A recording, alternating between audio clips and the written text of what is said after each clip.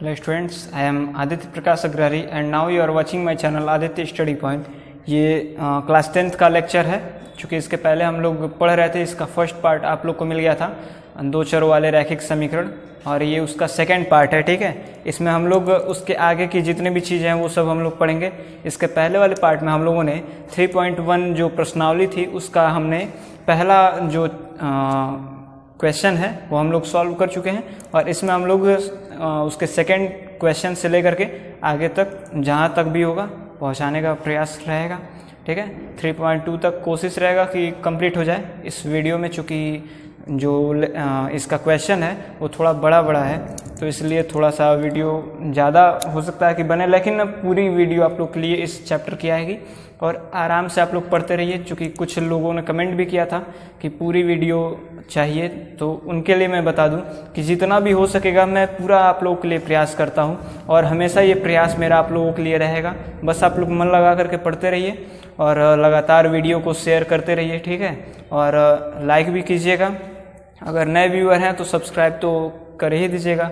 ठीक है, क्योंकि इस पे स्टडी से संबंधित ही हमेशा आप लोग को वीडियोस मिलते रहेंगे। ठीक है, तो चलिए सबसे पहले देखते हैं जो इसका सेकंड जो क्वेश्चन है वो क्या कह रहा है। इसका पहला जो क्वेश्चन आप लोगों ने कर लिया होगा, और उम्मीद है कि आप लोगों को ग्राफ भी बनाना अधिकतर हद तक आ गया होगा। ठीक है, तो इसके आगे की क्वेश्चन है वो सब हम सॉल्व करते हैं। उसको जब हम लोग सॉल्व कर लेंगे तो उसमें ग्राफ बनाना भी आप लोग को थोड़ा सा, मैं आप लोग को आज होमवर्क भी देने वाला हूँ, ये भी जान जाइए। ठीक है, तो उसमें आप लोग ग्राफ बना लीजिएगा खुद से, कुछ क्वेश्चंस के एक दो बस, ज़्यादा नहीं। ठीक है, चलो सेकंड क्वेश्चन हम लोग देखते हैं।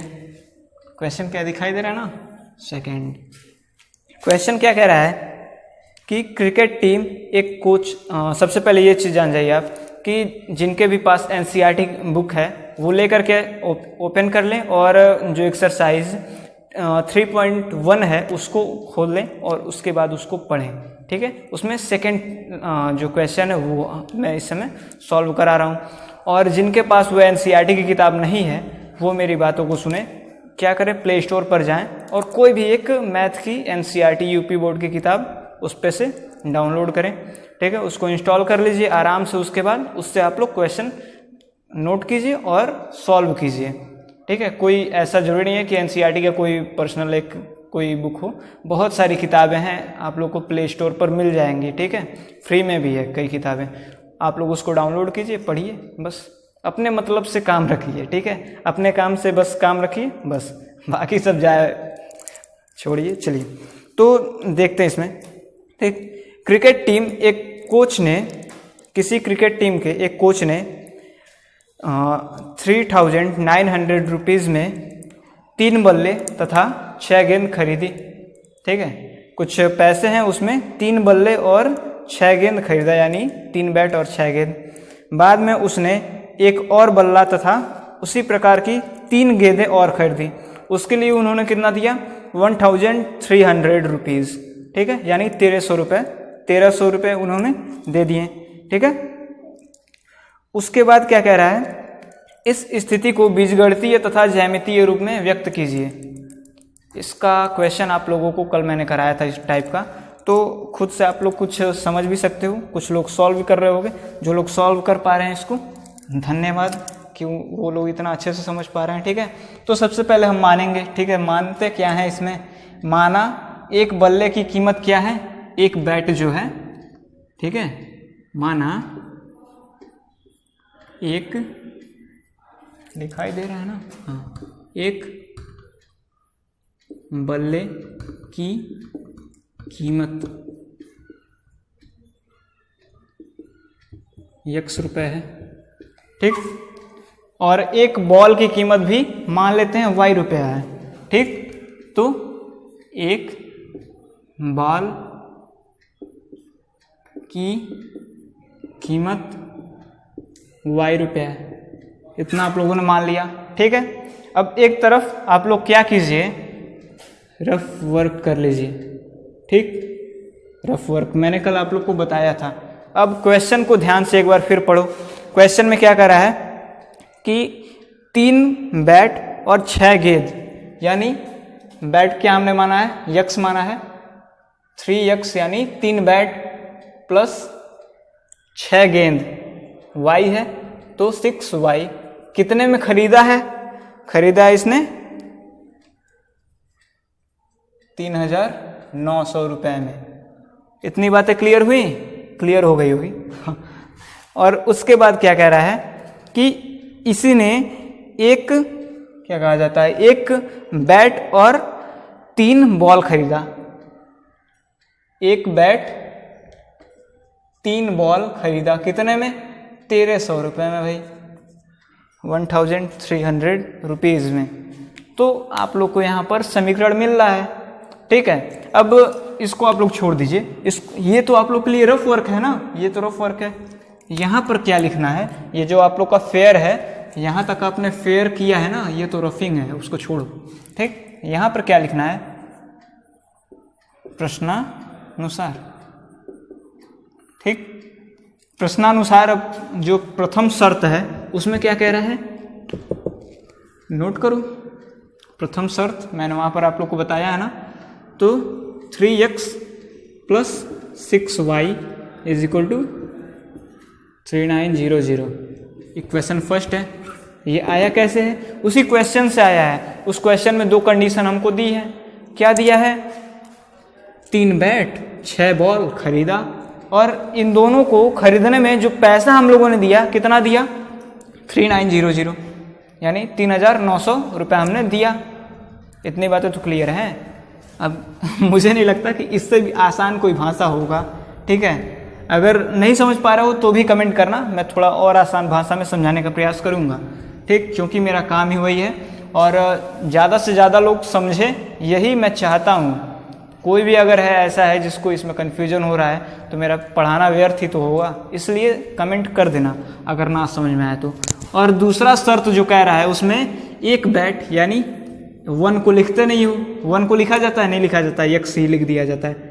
और 3 बॉल, यानी 3 गेंद, गेंद हमने y माना है इसलिए हमने 3y।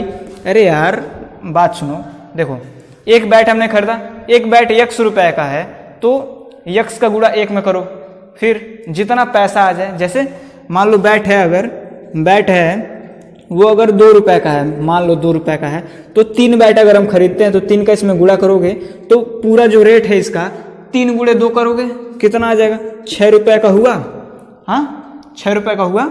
उसके बाद क्या करो, अगर गेंद अगर मान लो 1 रुपए का है, गेंद अगर हमने 3 खरीदा तो 3 का गुणा 1 में करोगे तो यहाँ पर 3 आ जाएगा, 3 रुपए का हुआ। अब इन दोनों को जोड़ोगे तभी तो हम लोग को पता चलेगा कि हाँ ये जो बैट है और बॉल है दोनों को खरीदा गया है 9 रुपए में। समझ पा रहे हो? समझ पा रहे हो तो समझो, ठीक। इतनी चीज़ें क्लियर हो चुकी होंगी उम्मीद है पूरा, क्योंकि बहुत ही इजी लैंग्वेज में मैंने बोला है। अब इससे इजी लैंग्वेज थोड़ा सा सोचना पड़ेगा, ठीक है। इन दोनों को खरीदने में जो पैसा हमने दिया है, कितना दिया है? 1,300 दिया है, यानी 1,300 रुपीज़ हमने दिया है। अब हमको x और y का मान ज्ञात करना है। इसके लिए हमने बताया था कि 2 कोई चार्ट बनाओ, ठीक है, x लिख दो, नीचे y लिख दो, ऐसे करते रहो। कैसे भाई? समझ में नहीं आया तो देखो फिर, ठीक। ऐसे हमने घेर लिया, ठीक।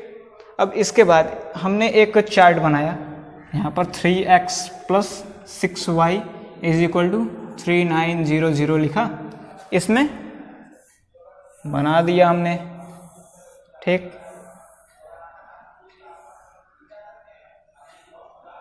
यहाँ पर x है, यहाँ पर y है। इतना हो गया, इतना हो गया तो बहुत अच्छी बात है।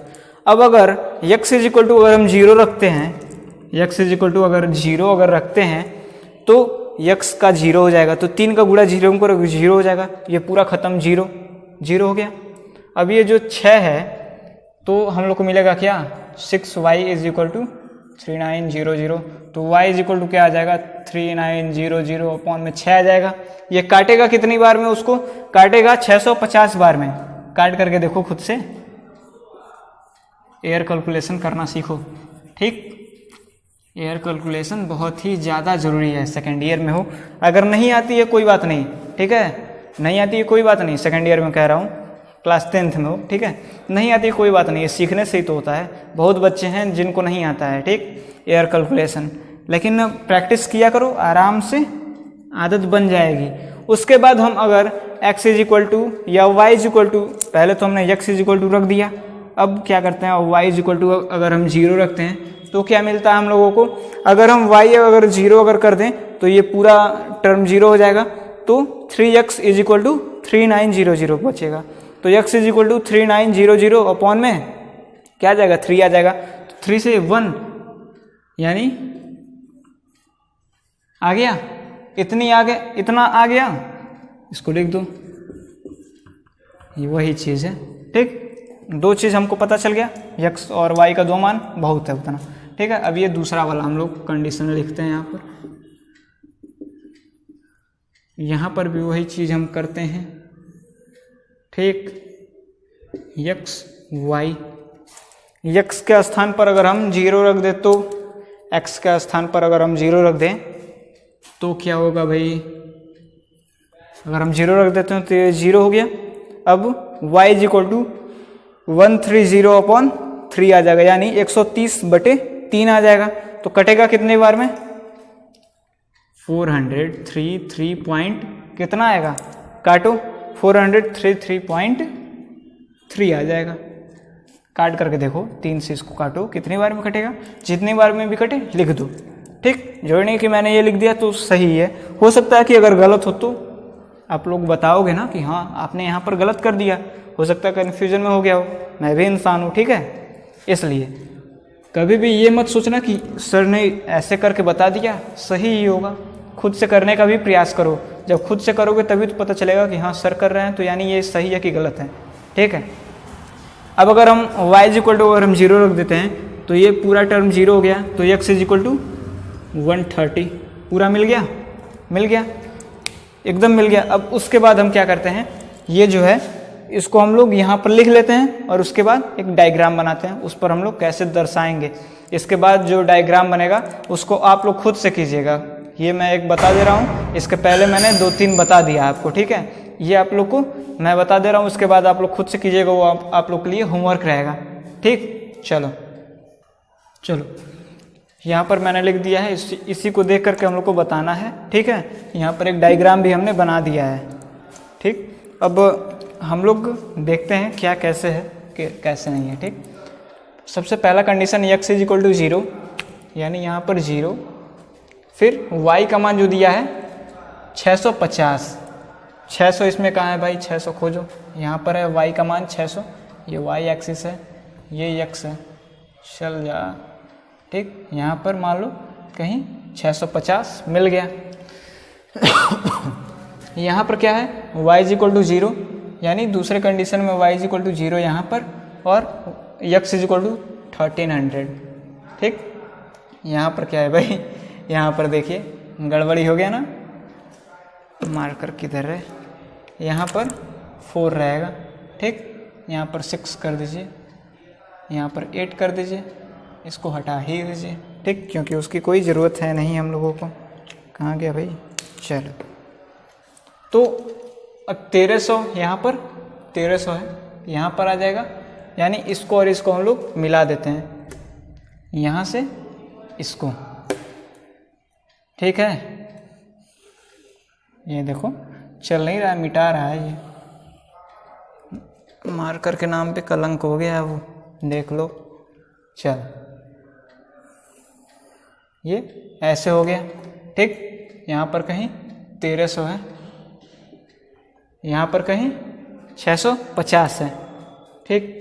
इसमें सेकंड वाले में क्या कह रहा है, x इज इक्वल टू 0, यानी यहाँ पर कहीं, यहाँ पर 0 होता है, और y इज इक्वल टू 433, 433 कहाँ पर आएगा भाई, यहाँ पर आएगा, यहाँ पर कहीं, उसको हमने नोट कर लिया।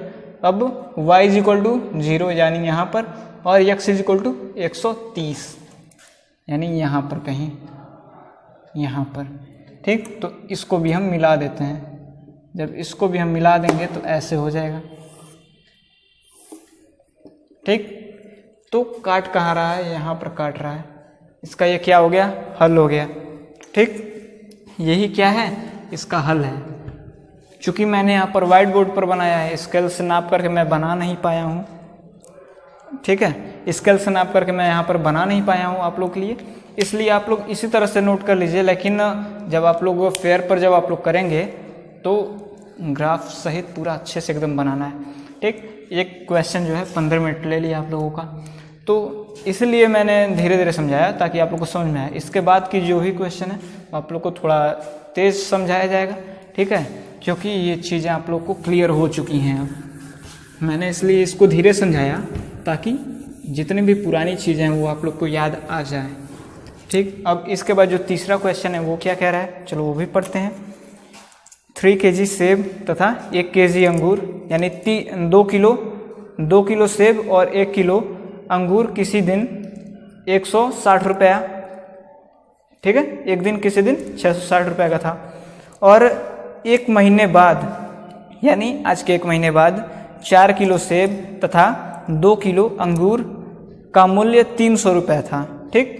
मतलब कभी नापा गया तो 1 किलो सेब, 2 किलो सेब और 1 किलो अंगूर का दाम कितना था, 160 रुपये था। उसके ठीक 1 महीने बाद हमने जब देखा तो क्या था कि 4 किलो सेब और 2 किलो अंगूर का मूल्य 300 रुपये था, ठीक है। इस स्थिति को बीजगणितीय रूप तथा ज्यामितीय रूप में प्रदर्शित करना है। कैसे करेंगे भाई, जैसे हमने इसको किया है, ठीक। तो इक्वेशन हम बना लेते हैं। सबसे पहले जो सेब का है वो कितना है मूल्य और अंगूर का कितना है मूल्य, तो मान लेते हैं भैया पहले, ठीक। मानोगे कि नहीं मानोगे, मानोगे ना, तो मान लो, एकदम अच्छे से मान लो, ठीक है। माना 1 kg यानी 1 किलो, ठीक है, केजी को किलो कहते हैं, इतना तो पता होगा, पता है भाई। 1 किलो सेब का मूल्य, ये देखो इसमें ये भी सवाल है, का मूल्य इज इक्वल टू 100 रुपया, ठीक। और 1 किलो अंगूर का मूल्य कितना है, y रुपया है भाई। नाम सुन करके किसी को खाने का तो मन नहीं कर रहा, मन कर रहा हो तो खाना बाद में, ठीक है, पहले यहाँ पर पढ़ लो, ठीक। खाने के लिए पूरी ज़िंदगी बची है। इसमें क्या कह रहा है, 2 किलो सेब, यानी सेब हमने क्या माना है, x माना है ना, प्रश्नानुसार 2 किलो सेब यानी 2x प्लस क्या कह रहा है, 1 किलो अंगूर, यानी एक को हम लिखते नहीं है, अंगूर को हमने माना है y इज इक्वल टू कितना है, 160 रुपये का है। इसको इक्वेशन फर्स्ट हमने माना, ठीक। अब उसी क्वेश्चन में दूसरा जो कंडीशन कह रहा है, 4 किलो सेब और 2 किलो अंगूर, 4 किलो सेब प्लस 2y को हमने अंगूर माना है, ठीक। ये कितने का है, 300 का है ना, हाँ 300 का है। चलो इसको हमने इक्वेशन सेकंड मान लिया। अब इसके बाद इसको हमको सॉल्व करना है, तो कैसे सॉल्व करेंगे भाई, उसी प्रकार से जैसे हमने बनाया था। इसमें मैं आप लोग को ग्राफ नहीं बनाऊंगा, ये आप लोग के लिए HW है, ग्राफ आप लोग को बनाना है। इसमें x इज इक्वल टू अगर हम 0 अगर रखते हैं पहले कंडीशन के लिए, इसके लिए है, ठीक। x इज इक्वल टू अगर हम 0 रखते हैं तो y इज इक्वल टू कितना आ जाएगा, 160 आएगा। x इज इक्वल टू 0 तो 2 गुणे 0 0 हट जाएगा, y इज इक्वल टू आ जाएगा 160। अगर हम y इज इक्वल टू अगर हम 0 रख देते हैं तो x इज इक्वल टू 80 आ जाएगा, y 0 हो जाएगा तो 2 है, 2 बटे में चला जाएगा, काटेगा तो 80 बार में, x इज इक्वल टू 80 आ जाएगा, 80 हमने लिख दिया। यहाँ पर भी एक बना लेते हैं, सारणी बना लिया भाई, ठीक। x y x is equal to अगर हम 0 रखते हैं तो ये पूरा ख़त्म हो जाएगा, 4 गुणे 0 0, ठीक। यहाँ पर 2 बचा हुआ है, 2 इधर जाएगा बटे में तो 150 आ जाएगा, ठीक है। y इज इक्वल टू अगर हम 0 रख देते हैं तो जो 4 है ये बटे में जाएगा, ये पूरा ये ख़त्म हो जाएगा। ये जब ख़त्म हो जाएगा तो बचेगा क्या, 75, ठीक है। ये मत सोचा करो कि सर ने बता दिया तो सर ने बता दिया, खुद से कैलकुलेशन किया करो, खुद से देखा करो कि सही है कि नहीं है, ठीक। हो सकता है कि मैं आप लोग को गलत पढ़ा रहा हूँ, तो ये भी तो चेक करना आप लोग का दायित्व है कि मैं सही पढ़ा रहा हूँ कि गलत। तो इसलिए ये पूरा तुम लोग सॉल्व किया करो, ठीक है। जब सॉल्व करोगे तो ही तो पता चलेगा, ठीक। अगर कहीं भी अगर गड़बड़ी दिखे तो तुरंत कमेंट कर दिया करो, ठीक। इससे क्या होगा कि आप लोग जब सॉल्व करोगे तो आप लोग का एक हैबिट बनेगा, ठीक है। आप लोग को बोर्ड एग्जाम में बैठना है, इसी साल आप लोग को बोर्ड एग्जाम में बैठना है, और हैबिट अगर नहीं रहेगा आप लोग का क्वेश्चन सॉल्व करने का तो दिक्कत हो जाएगी, क्योंकि यहाँ पर तो मैं आप लोग के लिए सब क्वेश्चन सॉल्व करके दे रहा हूँ। जब क्वेश्चन सॉल्व कर दे रहा हूँ तो आप लोग क्या करोगे, आप लोग बस बैठ करके देखोगे, उसके बाद कहोगे मुझे आ गया, मुझे आ गया, ठीक है। ऐसा नहीं है, यहाँ पर देखो, ठीक है। उसके बाद बैठ करके क्वेश्चन भी सॉल्व करो। जब क्वेश्चन सॉल्व करोगे तो ही आप लोग का हैबिट बनेगा, ठीक है। और वैसे भी लेकर के अपना किताब आप लोग उदाहरण बिना देखे, ये नहीं कि उसका आंसर देख लिए तब उदाहरण सॉल्व करें, नहीं। उदाहरण जो है उसका क्वेश्चन पढ़ो, नोट करो कॉपी में, उसके बाद उसको सॉल्व करो। सॉल्व करने का कोशिश करो। कितना लगेगा यार समय, आधा घंटा, 1 घंटा, 2 घंटा लगेगा। नहीं आया क्वेश्चन का आंसर, नहीं आया तो उदाहरण का जो सॉल्व है उसको देखो, ठीक है। 2 घंटा आप उस पर मेहनत किए ना, तो आप लोग को इतना मैं कह सकता हूँ कि बहुत सारी चीज़ें जानकारी होगी। हो सकता है कि आप कुछ गलत कर रहे हो, जैसे आप उदाहरण देखोगे फिर कहोगे देखो मैंने यहाँ गलत किया था, उसके बाद वो आप लोग के दिमाग में क्लिक कर जाएगा कि ये गलती हमको फिर कभी करनी नहीं है, तो वो गलती उस टाइप के क्वेश्चन में वो गलती आप कभी नहीं करोगे, ठीक है। जब एक बार आप उसके लिए परेशान हो जाओगे तो वो आप लोग के दिमाग में एकदम बैठ जाएगा कि हाँ इस चीज़ पर मैंने गलती किया था तो मेरा 2 घंटा चला गया था, अब मैं ये गलती नहीं करूँगा, ये आप लोग के दिमाग में एकदम फिक्स हो जाएगा। इसलिए मैं कह रहा हूँ कि सॉल्व किया करो, ठीक है। मेरे कहने का मतलब ये नहीं है कि मैं गलत आप लोग को पढ़ा रहा हूँ, आप लोग चेक करो। मैं ये कह रहा हूँ कि आप लोग क्वेश्चन सॉल्व करो, या फिर कोई अलग से रिफ्रेशर बुक ले लो, उसका क्वेश्चन सॉल्व करो। जहाँ से भी जैसे भी आपके मन में अगर कोई क्वेश्चन आ रहा है उसको बना करके सॉल्व करो, ठीक है। आएगा क्यों नहीं, आना उसका काम है। अगर क्वेश्चन सही है तो आंसर आएगा ही, अगर नहीं आ रहा है आपसे तो कहीं ना कहीं आप फॉल्ट उसमें कर रहे हो। जब आप फॉल्ट कर रहे हो, जब अपने टीचर से पूछोगे या उसको खोजने का कोशिश करोगे तो आप लोग को और ज़्यादा ज्ञान आप लोग के पास आएगा, ठीक है। और यही ज्ञान जो है, यही आप लोग कलेक्ट करते रहोगे और एक दिन एकदम विशाल आप लोग के पास ज्ञान हो जाएगा, ठीक है, जिसको काट पाना किसी के बस की बात नहीं होगी। इसलिए धीरे धीरे करके सीखते रहो, एक दिन ऐसा आएगा जिस दिन बहुत अच्छे पद पर रहोगे तुम लोग, या सक्सेस ज़रूर पाओगे, ठीक है। कारण यही होता है, कई बच्चे होते हैं खोजते हैं सॉल्यूशन खोजते हैं, बस सॉल्यूशन मिल जाए, कॉपी अपना कंप्लीट कर लिए, टीचर से चेक करा दिया, ऐसा नहीं है, ठीक है। इतना लंबा चौड़ा मेरा बोलने का कोई वो नहीं है, ठीक है। इसके बाद हम लोग आगे की जो प्रश्नावली है उसको सॉल्व करते हैं। बस आप लोग ध्यान से पढ़ते रहो, और जो भी मैं पढ़ाने का कोशिश कर रहा हूँ, जो भी आप लोग को सिखाने का कोशिश कर रहा हूँ, बस उसको आप लोग पकड़िए और उसको सीखिए, ठीक। ऐसे ही मत कुछ कीजिए, ठीक है। ऐसा नहीं है कि मैं आप लोग को बस नोट करा रहा हूँ, नोट करते जाइए। इसको अगर पढ़ रहे हो तो सीखो, ठीक है। अगर पढ़ते हैं आप तो सीखिए ज़रूर, तभी आप लोग का कुछ हो सकता है, ठीक। चलो इसके बाद क्या करते हैं भाई, इसके बाद अगले प्रश्नावली पर चलते हैं, ठीक है। अगले प्रश्नावली पर चलने के लिए हम लोग के पास कंडीशन दिया हुआ है भाई। क्या कंडीशन दिया है उसको देखिए आप पहले, ठीक है। 3 कंडीशन हम लोग के पास है, उन तीनों कंडीशन को पढ़ना है, इसी वीडियो में पढ़ेंगे, और इसी वीडियो में अगला वाला जो एक्सरसाइज है उसको भी सॉल्व करेंगे। तो ठीक है, चलिए देखते हैं क्या है कंडीशन तीनों, ठीक। कंडीशन क्या है, पहला कंडीशन अपने कॉपी में जो है हेडिंग डालिए, फर्स्ट वाला। इसमें क्या है, जो रैखिक समीकरण है, रैखिक समीकरण युग्म का ग्राफीय विधि से हल क्या है भाई। जैसे आप लोग को दे दिया, कोई 2 रेखाएं आपस में काट रही हैं तो क्या होगा क्या नहीं है, ये सब आप लोग को बता दिया है। अब मैं क्या बता रहा हूँ, ध्यान से देखिए। आप लोग का जो इक्वेशन आप लोग को 2 ठो मिलता है, किस फॉर्म में होता है, a1x plus b1y is equal to, या प्लस में कर दो, ठीक, c1z इज इक्वल टू 0, इतना लिख सकते हो। इसको अगर इक्वल टू करते हो तो भी कोई बात नहीं है, ठीक है। अगर इक्वल टू अगर आप कर देते हो तो भी कोई बात नहीं है। ये इस फॉर्म में आप लोग को कभी कभी मिलता है, कभी कभी क्या हमेशा मिलता है, c1 ऐसे मिलता है ना। 2x plus 3y is equal to जो भी हो, ऐसे आप लोग को मिलता है। यहाँ पर क्या है, दूसरा इक्वेशन भी मिलता है, a2x plus b2y is equal to c2, ऐसे मिलता है ना। इसको फर्स्ट मानते हो, इसको सेकंड मानते हो, उसको सॉल्व करते हो। इतनी चीज़ें आपको पता है। अब इसमें क्या है, इसमें एक कंडीशन है, क्या है, a1/a2, यानी x और x नहीं, जो इसका गुणांक है। यानी यहाँ पर मान लो अगर 2x है, यहाँ पर 3x है, तो 2/3, यानी यहाँ पर a1 का मान, यहाँ पर a2 का मान इज इक्वल टू b1/b2, यानी x y का गुणांक यहाँ वाला और फिर बटे में यहाँ का y का गुणांक।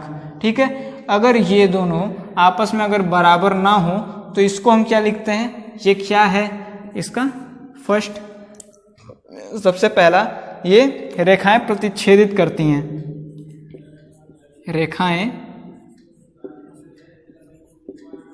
प्रतिच्छेदित करती हैं।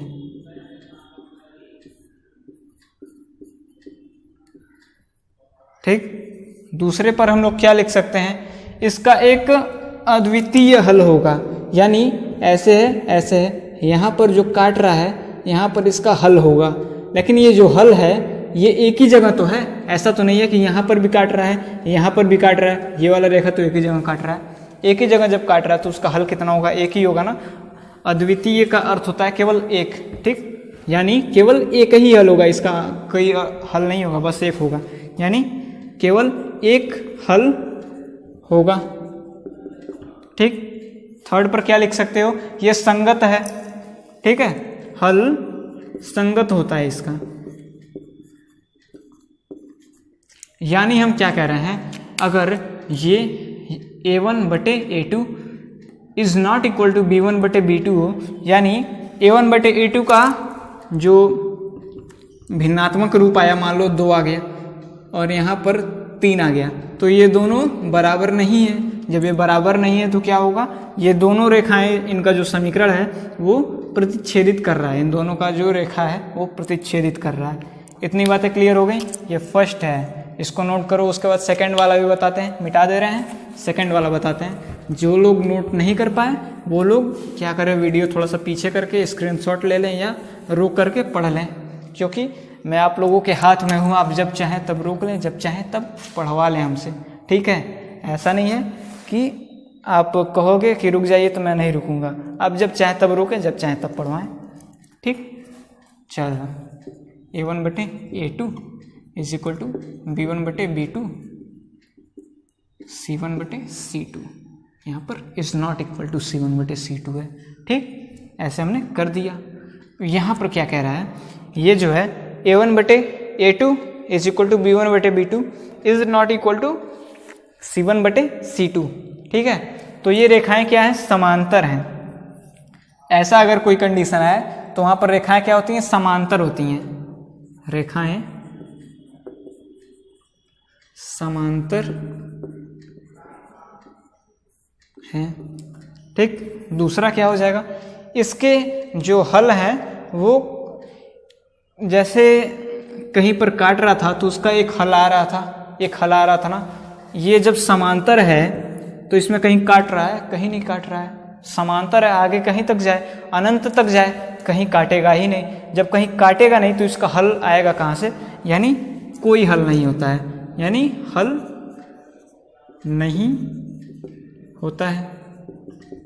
मैं ऐसे लिख रहा हूँ, लेकिन आप लोग क्या लिखेंगे, इसका कोई हल नहीं होता है। थर्ड पर यह संगत नहीं है। ठीक, ये क्या है, संगत नहीं है। ठीक, इतनी बातें क्लियर हुई। अब तीसरा लिखते हैं। ठीक, ये संगत नहीं है यानी असंगत है। अब जो तीसरा कंडीशन है वो क्या है, तीसरा कंडीशन क्या है, यहाँ पर इसको 3 लिख देते हैं। ये जो इज नॉट इक्वल टू है इसको इक्वल टू कर देते हैं। अगर a1/a2 is equal to b1/b2 is equal to c1/c2 हो तो रेखाएं क्या हैं, समपाती हैं।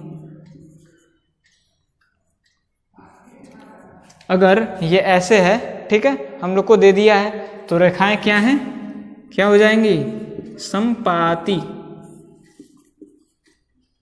दूसरा ये क्या है, संगत है। ठीक, ये संगत है, और इसका जो है हल होगा, इसके कई हल हैं, ठीक है, इसके अनंत हल हैं।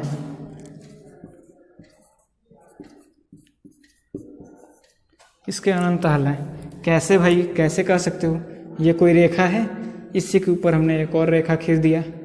संपाती का अर्थ होता है कि इसी के ऊपर हमने कोई एक और रेखा खींच दिया। अब पता चल रहा है इसके नीचे वाला रेखा कौन सा है? नहीं पता चल रहा है, क्योंकि उसी के ठीक ऊपर हमने एक दूसरा रेखा खींच दिया। जब हमने दूसरा रेखा खींच दिया तो पता कैसे चलेगा? ठीक है, तो यानी ये कई जगहों पर काट रहा है, कई जगहों पर आपस में सट रहा है, कई जगहों पर काट रहा है, यानी इसके अनंत हल हैं, कई सारे हल हैं। पता नहीं कर सकते हो तुम कि कितने हल हैं, ठीक है, पता कर भी सकते हो, लेकिन इसके कई ढेर सारे हल हैं, ठीक है। इतनी चीज़ें आप लोग को क्लियर हुई। अब हम लोग इसके बाद चलेंगे प्रश्नावली किस पे? 3.2 पे, ठीक। इसको हम मिटा देते हैं। 3.2 का पहला क्वेश्चन हम लोग छाप लेते हैं। चलो, इसमें प्रश्नावली का जो फर्स्ट हम लोग का क्वेश्चन है, कौन सा? पहला, ठीक। इसको हम लोग पढ़ते हैं, कौन सा है, आप भी लोग पढ़िए मेरे साथ। क्या कह रहा है? निम्नलिखित समस्याओं में रेखीय समीकरणों के युग्म बना करके उनको ग्राफीय विधि से हल कीजिए। हल करना है ग्राफीय विधि से। इसमें पहला जो हम लोग का पार्ट दिया वो क्या कह रहा है? कक्षा 10 के 10 विद्यार्थी यानी 10 बच्चे, 10 विद्यार्थियों ने एक गणित के पहले प्रतियोगिता में भाग लिया, ठीक है। कि कोई गणित का प्रतियोगिता और था, उसमें वो लोग भाग लिए, ठीक। उन लोगों ने भाग लिया। लड़कियों की संख्या लड़कों की संख्या से 4 अधिक हो तो प्रतियोगिता में भाग लिए लड़कों तथा लड़कियों की संख्या ज्ञात कीजिए। संख्या ज्ञात करनी है। बहुत टफ क्वेश्चन आ गया, बहुत टफ क्वेश्चन आ गया। ये क्या हो गया सोच रहे हो? बहुत इजी क्वेश्चन है, ठीक। अब इसको सॉल्व कैसे करना है? सबसे पहले ये देखो, इसमें 2 कंडीशन है। समझ पाए क्या कंडीशन है? सबसे पहले लड़के और लड़कियों की संख्या 10 है, यानी कुल बच्चे कितने हैं? 10 हैं। कुल संख्या 10 है, यानी लड़के x और लड़कियां y अगर हमने माना है तो x + y = 10, ठीक। अब दूसरी कंडीशन क्या कह रहा है? जो लड़कों की संख्या है, क्या कह रहा है? लड़कियों की संख्या लड़कों की संख्या से 4 अधिक है, यानी y - x जो है y - x = 4 हो जाएगा, ठीक है। अगर लड़कियों की संख्या में से लड़कों की संख्या अगर हम घटा देते हैं तो उसका जो हल आ जाएगा कितना आ जाएगा? 4 आ जाएगा। तो सबसे पहले माना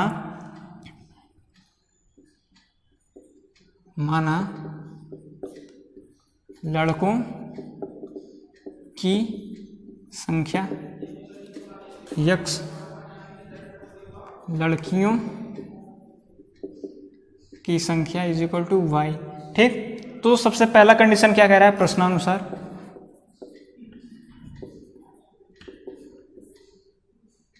लड़के और लड़कियां यानी कुल 10 विद्यार्थी हैं जो उसमें पार्टिसिपेट कर रहे हैं, तो यानी x + y जो बच्चे हैं वो 10 हैं, यानी उन बच्चों में लड़के भी हैं लड़कियां भी हैं, तभी तो कुल 10 बच्चे हैं, उसमें लड़कियां भी हैं और लड़के भी हैं।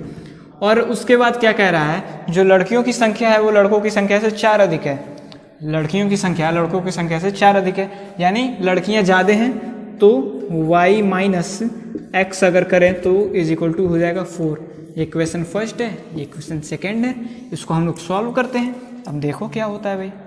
ये पहला वाला जो है x + y = 10, इसका हम लोग ग्राफ एक बनाएंगे और इसका भी ग्राफ बनाएंगे, दोनों का ग्राफ बनाएंगे, ठीक।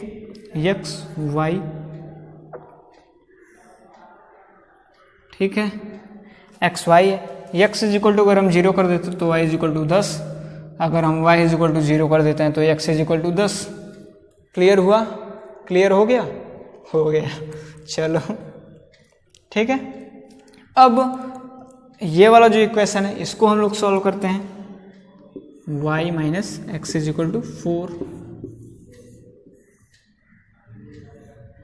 x y, x = 0 तो y = 4, x = 0 तो y = 4। कैसे हुआ? x का मान 0, ये हट जाएगा तो y = 4 आ जाएगा। अब y = अगर हम 0 अगर कर देते हैं तो x = ये वाला माइनस इधर आएगा, ये हट जाएगा, ये 0 हो गया, तो ये माइनस है, ये माइनस इधर आ जाएगा तो -4 हो जाएगा। इतनी बातें क्लियर हुई? हो गई? नहीं हुई? हो गया है भाई। चलो, जब हो गया तो हो गया। अब इसको हम लोग मिटा देते हैं, ग्राफ एक बना लेते हैं। ठीक, समय लगेगा इसलिए मैं पहले बना देता हूँ। ठीक, चलो एक ग्राफ बन गया है। ठीक, यहाँ पर हमने लिख दिया है पहले से। अब यहाँ पर x = 0, y = 10। x = 0, 0 का यहाँ पर है, 0 का यहाँ पर है, x यहाँ पर है, y = 10 यहाँ पर है। दूसरे वाले में y = 0, x = 10, y = 0 यहाँ पर, x = 10, x = 10 है, इसलिए यहाँ पर इसको हम लोग मिला देते हैं। क्या करते हैं भाई, मिला देते हैं। इसको हमने मिला दिया। यहाँ पर क्या है, x = 0, y = 4 यहाँ पर आ गया। ठीक, यहाँ पर दूसरे में x = -4 यहाँ पर, y = 0 यानी यहाँ पर, ये यहीं पर आ जाएगा।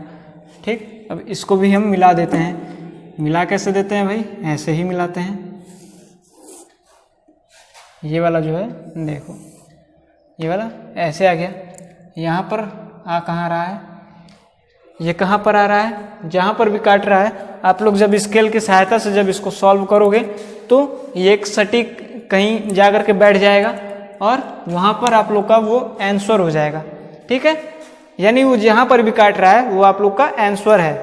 ठीक है, काट कहाँ रहा है भाई, ये 7 और 3 पर काट रहा है, तो 7 और 3 आप लोग का आंसर हो जाएगा। x का मान 3, y का 7, 3, 7, जो आंसर है वो 3 और 7 हो जाएगा। यानी दोनों समीकरण में जब 3 और 7 से जब गुणा करोगे तो आप लोग का आंसर आ जाएगा। ठीक है, इतनी बातें क्लियर हो गई। क्लियर हो गई हैं तो आगे बढ़ते हैं, इसका अगला वाला क्वेश्चन सॉल्व करते हैं। चलो इसका जो अगला वाला हम लोग का क्वेश्चन है वो हम लोग सॉल्व करते हैं। ठीक है, नाराज तो नहीं हो रहे हो? नाराज क्यों हो गए यार, अगला ही तो क्वेश्चन सॉल्व करने जा रहे हैं। चलो क्वेश्चन क्या है, 5 पेंसिल तथा 7 कलमों का मूल्य 50 रुपया है, जबकि 7 पेंसिल तथा 5 कलमों का मूल्य कितना है, 46 दिया है। पढ़ो अपने कॉपी अपने किताब में। ठीक है, तो एक पेंसिल का मूल्य तथा एक कलम का मूल्य कितना होगा, यानी एक पेंसिल और एक पेन का मूल्य कितना होगा, ये हम लोग को बताना है। तो उसी विधि से हम लोग करेंगे। सबसे पहले हम लोग मान लेते हैं क्या, माना कलम का जो मूल्य है वो कितना है, माना कलम का मूल्य x है और पेंसिल का मूल्य y है, ऐसे हम लोग मान लेते हैं। ठीक है, तो सबसे पहले हम लोग क्या करते हैं, माना एक पेंसिल का मूल्य = x रुपया तथा एक कलम का मूल्य = y रुपया। तो एक क्वेश्चन क्या हम लोग के पास बन जाएगा, सबसे पहले 5 पेंसिल 7 कलम, यानी 5 पेंसिल यानी प्रश्नानुसार 5 पेंसिल 5x प्लस कितना है 7 कलम यानी 7y = 50 रुपया। Question first. सेकंड में क्या कह रहा है, सेकंड में कह रहा है कि 7 पेंसिल और 5 कलम, 7 पेंसिल 7x चल नहीं रहा है ये, चलो दूसरा मार्कर यूज करते हैं। 7x प्लस कितना कह रहा है भाई, कह रहा है 5 कलम यानी 5y = 46। इक्वेशन सेकंड, इसको सॉल्व करोगे तो क्या आएगा, सॉल्व करके बताना। ठीक है, एक सारणी बना लेना, वो x और y वाला, इधर भी x और y वाला, और उसका एक ग्राफ बना लेना। ठीक है, ग्राफ बना लोगे तो अच्छे से आ जाएगा आंसर। जब आंसर आ जाएगा तो उसमें क्या कहा जाता है, कमेंट जो है कमेंट बॉक्स में जाइएगा और कमेंट कर दीजिएगा, या फिर व्हाट्सअप नंबर पर मेरे इसका आंसर लिख करके भेज दीजिएगा। जब आप लोग आंसर लिख करके भेजोगे तो मुझे ये पता चल जाएगा कि हाँ आप लोग कितना पढ़ रहे हो। ठीक है, जो पढ़ा रहा हूँ समझ में आ रहा है कि नहीं आ रहा है। ठीक, इसलिए आंसर ज़रूर इसका निकालिएगा। ठीक है, अगर नहीं भेज पाते तो भी कोई बात नहीं है, लेकिन आंसर इसका निकालना ज़रूर। ठीक है, आंसर सीट से दे करके मत करना, आंसर निकाल करके ही भेजना। ठीक, चलो इसके बाद हम लोग इसका जो दूसरा क्वेश्चन है उसको सॉल्व करते हैं। ठीक है, इसको मिटा दे रहे हैं भाई। इसका अगला वाला क्वेश्चन क्या है, अनुपातों A1/A2, B1/B2 तथा C1/C2 का उपयोग करके बताना है उससे तुलना करके बताना है कि संपाती है कि नहीं है, समांतर है कि नहीं है, कहीं प्रतिच्छेदित कर रहा है कि नहीं कर रहा है, ये सब हम लोग को बताना है। बहुत ईजी क्वेश्चन है, देखना चाहते हैं कैसे होता है तो देखिए, ठीक है। चलो जो क्वेश्चन है, पहला क्वेश्चन हम लोग से कह रहा है, ये तो चल नहीं रहा है, ये वाला यूज करते हैं भाई, मिटक भी नहीं रहा है भाई। चलो क्वेश्चन है, एक क्वेश्चन है हम लोग के पास, ये तीसरा क्वेश्चन का है, दिखाई तो दे रहा है ना, हाँ। चलो एक क्वेश्चन क्या कह रहा है, 5x - 4y + 8, 5x - 4y + 8 = 0। दूसरा इक्वेशन क्या है, 7x + 6y - 9 = 0, ठीक है। तो a1 a2 और b1 b2 का अनुपात हम देख लेते हैं क्या है इसमें, ठीक। a1/a2 = यहाँ पर a1 के स्थान पर 5 है, 5 लिखा हमने, b1 के स्थान पर x का गुणांक 7 है, 7 हमने लिखा। अब यहाँ पर b1/b2 ये भी देखते हैं, y का गुणांक होता है b1 - 4/b2, 6, 2 बार में, 3 बार में आ गया क्या, -2/3। यहाँ पर क्या देख रहे हो, ये और ये दोनों इक्वल है नहीं है, यानी a1/a2 is not equal to b1/b2। जब पहला ही दोनों इक्वल नहीं है, a1/a2 b1/b2 इक्वल नहीं है, तो तीसरा क्या खाक होगा, उसका कोई कंडीशन ही नहीं है, ना। तो यहाँ पर हम क्या कह सकते हैं, ये वाला जो कंडीशन था, अपना कॉपी उठाओ और उसमें देखो कि ये कंडीशन तुमने लिखा क्या था। कंडीशन आपने लिखा था कि ये क्या है, संपाती कह रहा हूँ, एक दूसरे को प्रतिच्छेदित करता है। a1/a2 is not equal to b1/b2, ये दोनों क्या करेगा, एक दूसरे को प्रतिच्छेदित करता है, ठीक। ये भी गया, रुको इंक भर ही लेते हैं, ठीक है। तब तक आप लोग इसको देखिए, नोट कीजिए, ये क्या है, ये प्रतिच्छेदित करेगा, ठीक है। चलो अब चलेगा बढ़िया से, ये क्या करेगा, प्रतिच्छेदित करेगा, और ये संगत है, हल जो है संगत है, ठीक, ये भी बता दिया। अब दूसरा जो क्वेश्चन है, दूसरा क्या कह रहा है, यहाँ पर नोट करते हैं। दूसरे का समीकरण दिया है 9x + 3y + 12 + 3y + 12 = 0। दूसरा क्या कह रहा है, 18x + 6y, 18x + 6y plus क्या दिया है भाई, प्लस दिया है, कुछ दिया ही नहीं है क्या यार, प्लस में दे दिया है क्या, 24 दिया है। प्रिंटिंग में गड़बड़ी हो गई है लग रहा है प्रिंट कराता हूँ तो हो सकता है उसमें कोई दिक्कत हो गया होगा, इसलिए समझ में नहीं आ रहा था, ठीक है। तो यहाँ पर a1/a2 का मान कितना है, 9/18, 9/18 है, एक बार में कटेगा, 2 बार में कटेगा, = 1/2। और b1/b2 क्या दिया है, 3/6, ये भी 1/2 आएगा। और यहाँ पर क्या दिया है, C1/C2 = ये भी 12/24 है, यानी 1/2 आएगा। 12/24 से 1/2 आता है ना, देख लो। a1/a2 b1/b2 c1/c2 तीनों इक्वल है, एक दूसरे के इक्वल है। तो जब इक्वल है, 1/2 जब सबका आया है, तो यानी ये पहले लिख दो, ऐसे लिख देना, ठीक। b1/b2 = c1/c2। तो ये क्या है, ये है संपाती है, ठीक। ये क्या है, संपाती है, यानी ये इसका एक कोई हल नहीं होगा। ये एक रेखा है, उसी के ऊपर कोई दूसरी रेखा है, उसी का ये क्या है, दिया हुआ है इक्वेशन। तो ये क्या है, संपाती है। नीचे जगह नहीं है, अच्छे से लिख नहीं पाऊंगा, इसलिए वैसे ही राइटिंग गंदा है मेरा समझ जाते हो वही बहुत है, ठीक है। तो ये क्या है, संपाती है, इसको लिख लो, ठीक। और जो तीसरा क्वेश्चन है, तीसरा क्वेश्चन मुझे नहीं लग रहा है बहुत हार्ड है, और इसको आप लोग खुद से कीजिएगा। अगर ना हो पाए तो कमेंट कर देना, मैं तुरंत आप लोग को बता दूंगा। अगला जो भी इसका लेक्चर आएगा उसमें भले ही किसी भी क्लास का हो, लेकिन उसमें मैं आप लोग के लिए ये क्वेश्चन बता दूंगा, ठीक है। बहुत कोई कठिन क्वेश्चन है ये, इसलिए आप लोग के लिए मैं इसको रख दे रहा हूँ, इसको आप लोग सॉल्व कर लीजिएगा, बस एक क्वेश्चन है यार, ठीक। ये दोनों तो मैंने बता ही दिया। तीसरा क्वेश्चन चलो देखते हैं।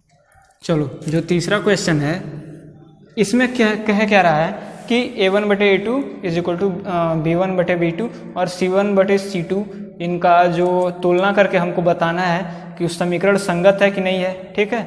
इसके पहले तो बताना था कि किस तरह का है वो समीकरण, काट रहा है, प्रतिच्छेदित कर रहा है, समांतर है, संपाती है, ये बताना था। इसमें क्या बताना है, संगत है कि नहीं है, संगत है कि असंगत है। तो तीसरा क्वेश्चन आप लोग के किताब में है, बुक में है, उसको देख करके ये उसका प्रथम क्वेश्चन है। शुद्ध हिंदी बोल रहा हूँ, ठीक है। हाँ चलो, प्रथम क्वेश्चन इसका जो है वो क्या है भाई, 3x + 2y, 2 5 है कि y है, 2y है, प्लस क्या है, इज इक्वल टू है, इज इक्वल टू 5 है। हाँ चलो, 2x - 6y is equal to है क्या है, 9 है। इतनी बातें क्लियर हो गई। 9 नहीं 7 है। यार ये प्रिंटिंग भी बड़ा गड़बड़ होता है आजकल। चलो अब इसमें A1 A2 का अनुपात निकाल लेते हैं।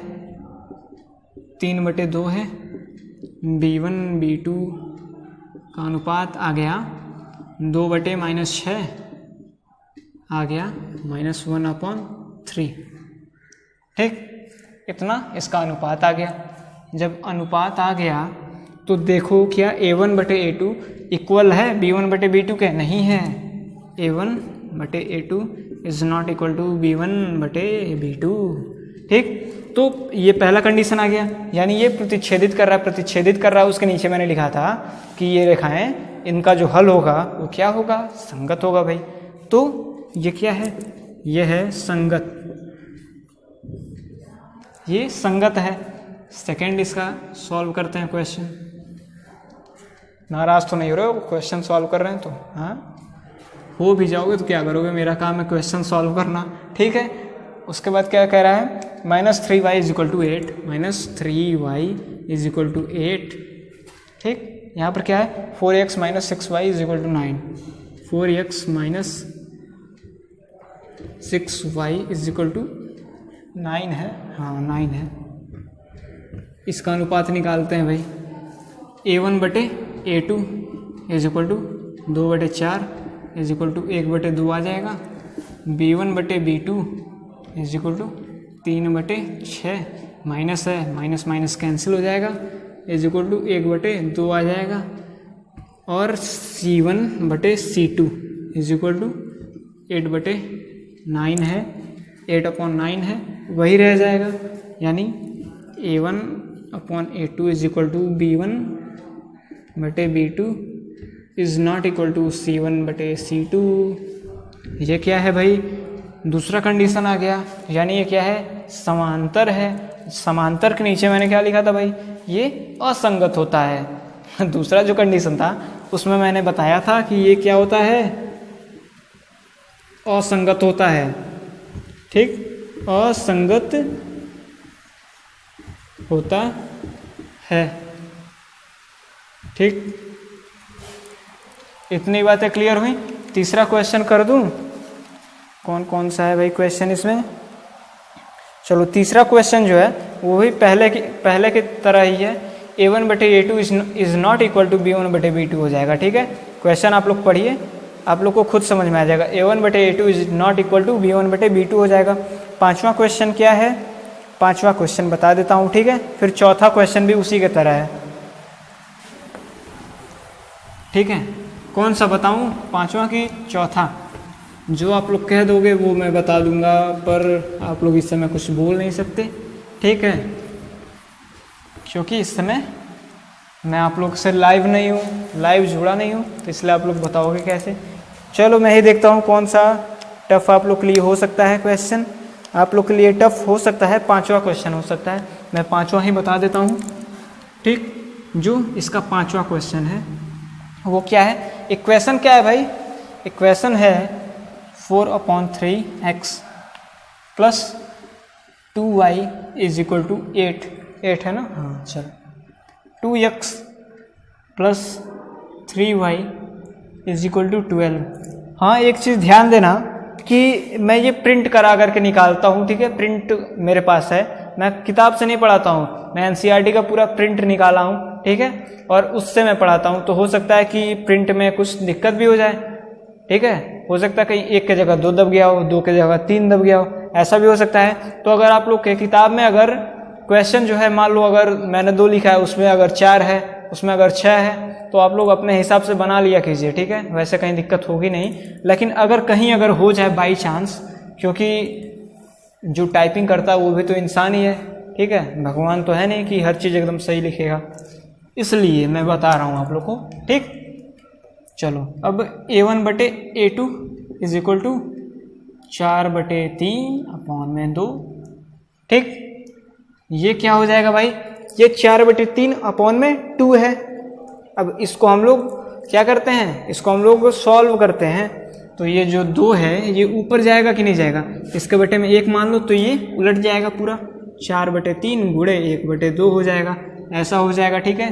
एकदम डीपली जा रहा हूँ, ठीक है, एकदम बेसिक एकदम समझा रहा हूँ। 1/2 ऐसे कोई नहीं समझाता होगा, ठीक। तो 4/6 हो जाएगा, इसका इसमें गुणा होगा, इसका इसमें 2 बार में 3 बार में 2/3 आ जाएगा, इतना समझ में आया।